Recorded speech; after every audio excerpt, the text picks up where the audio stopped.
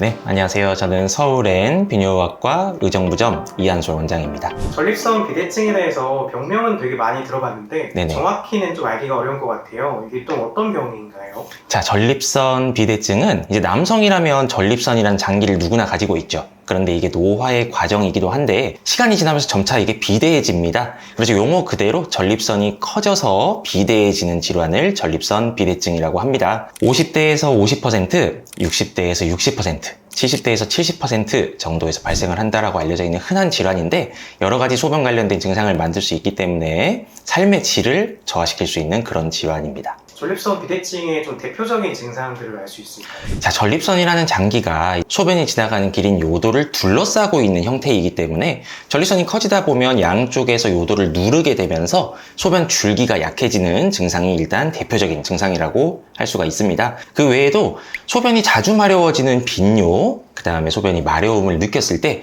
참기가 힘들고 바로 화장실에 뛰어가야 하는 절박뇨, 저녁에 주무시다가 소변이 마려움을 느끼고 주무시는 중간에 화장실을 가셔야 하는 야간뇨 등이 대표적인 증상으로 볼 수 있습니다. 단순 노화 현상으로 받아들여야 되는 건가요? 이제 전립선의 크기는 나이가 들면 누구든지 조금씩 더 커지기 때문에 일종의 노화의 과정으로 볼 수는 있죠. 하지만 이제 여러 가지 소변 관련된 증상들이 발생을 한다면 이게 삶의 질을 떨어뜨리기 때문에 당연히 좀 치료를 해야 되는 단순 노화의 과정보다는 질환의 영역으로 보아야 할 것입니다.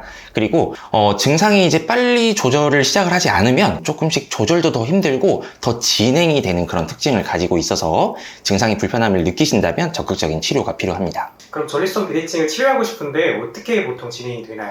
처음에는 이제 가장 기본적인 어떤 약물 치료 아니면 물리 치료를 통해서 증상 조절을 시도를 합니다. 그런데 이제 거기에 대해서 충분히 반응이 있으시면 다행인데요. 좀 반응이 부족하거나 아니면 약물 치료에 대한 어떤 부작용. 예를 들어서 전립선 비대증의 대표적인 약물인 알파 차단제라는 약이 있는데 그 약을 드셨을 때 이제 앉았다가 일어날 때 어지러워지는 기립성 저혈압이라는 대표적인 부작용입니다.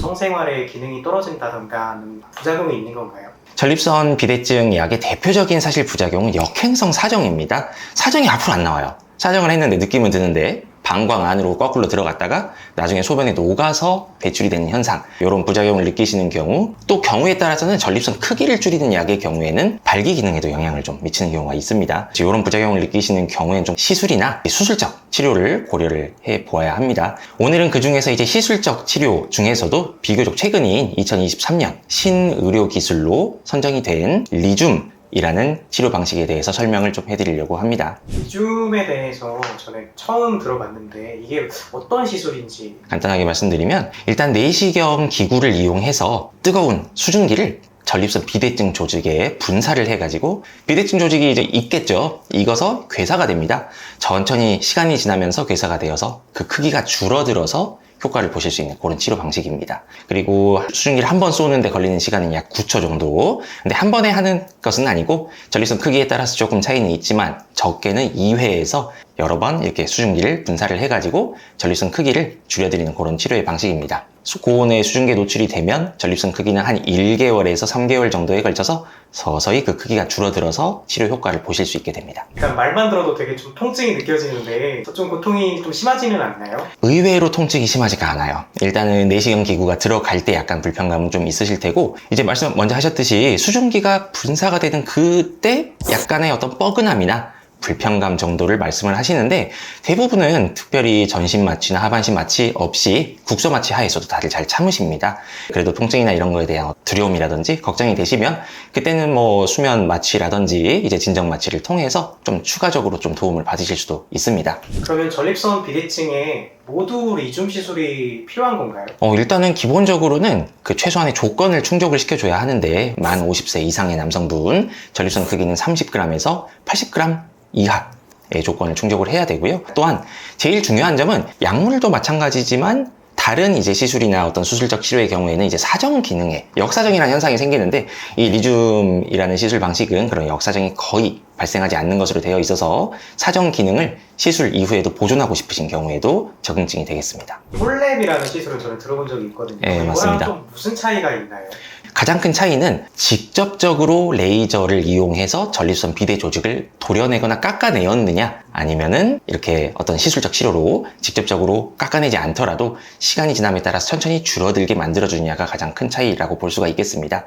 그리고 아까도 이제 말씀을 드렸지만 역행성 사정, 이제 사정을 했는데 정액이 앞으로 나오지 않고 뒤로 가는 역행성 사정이 홀랩 수술은 거의 100% 발생을 합니다. 그런데 이 리줌 시술의 경우에는 역행성 사정의 가능성이 훨씬 더 낮은 것으로 보고가 되어 있고요. 또 유로리프트라는 시술도 좀 들어본 것 같은데 요거랑도 무슨 차이가 있을까요? 사실 이제 유사한 면도 있어요. 유로리프트 같은 경우에도 이제 국소 마취하에서 간단하게 시술이 금방 끝난다라는 점에서는 이제 공통점이고요. 또 역행성 사정이 거의 발생하지 않는다는 점에서도 공통점이라고 볼 수가 있는데, 차이점은 이제 리줌 같은 경우에는 수증기를 쏘고 이제 나와버리니까 몸 안에 뭔가 남기지 않습니다. 유로리프트는 결찰사라는 게 몸에 영구하게 남게 돼요. 그래서 이 결찰사 관련된 어떤 출혈이나 통증이라든지 뭐 결석이 낀다든지 하는 합병증이 생길 수가 있는데, 리줌은 이제 그런 합병증이나 부작용에서는 이제 자유로울 수 있다라는 게 가장 큰 차이라고 볼 수 있겠습니다. 고령의 환자분들도 안전하게 받을 수가 있을까요? 일단 고령의 환자분들에게 어떤 시술이나 수술적 치료를 할 때 가장 이제 문제가 되는 것은 출혈의 가능성, 아니면은 또 마취 과정에서 마취 자체에 대한 어떤 부담, 이런 것들이 이제 문제가 된다고 할 수 있는데, 리줌 시술의 경우에는 이제 하반신 마취나 전신 마취와 같은 어떤 이제 적극적인 마취가 필요하지가 않고 국소 마취만 가지고도 진행이 가능하고요. 이제 시술 과정이 또 짧고 간단하기 때문에 출혈의 위험성도 적어서 고령의 환자분들께서도, 기저질환이 있는 분들께서도 큰 부담 없이 받으실 수가 있습니다. 최종적인 의견이 좀 들어보고 싶은데, 홀랩, 유로리프트, 그리고 리줌 이렇게 세 개를 둔다면 어떤 걸 가장 추천하시나요? 정답은 없지만 개인적으로는 이제 합병증의 문제, 어떤 저희가 이제 치료를 하는 것도 중요하지만 아니면 어떤 문제가 생기면 안 되기 때문에 그런 의미에서는 유로리프트는 개인적으로는 조금 탈락. 그 다음에 이제 리줌과 홀랩이 사실은 치료의 효과가 그렇게 차이가 나질 않아요. 이제 직접적으로 깎아내거나 도려내지 않았음에도 불구하고 효과도 충분히 거둘 수가 있고, 그런데 또 역사적이라는 어떤 부작용이나 또 합병증이 생기지 않기 때문에 저는 개인적으로는 리줌을 선호를 하는 편입니다. 마지막으로 환자분들께 좀 해주고 싶으신 말씀이 있으실까요? 자, 일단은 직접적으로 깎아내거나 도려내지 않았음에도 불구하고 마취 방식도 이제 전신 마취나 하반신 마취가 필요치 않고 간단하게 국소 마취로 받으실 수 있음에도 그 효과는 또 충분하고요. 부작용이나 합병증의 가능성도 더 낮고 성기능도 보존이 될 수가 있고 재발률도 높지 않습니다.